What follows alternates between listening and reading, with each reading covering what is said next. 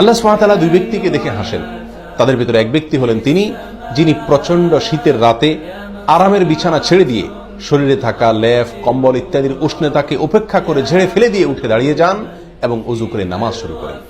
এই ব্যক্তিকে দেখে আল্লাহ সুবহানাহু ওয়া তাআলা হাসেন এবং তার ফেরেশতাদেরকে বলেন, মা হামালা আবদি আলা মা সানা, কিসের আশায় আমার বান্দা এত কষ্ট করছে?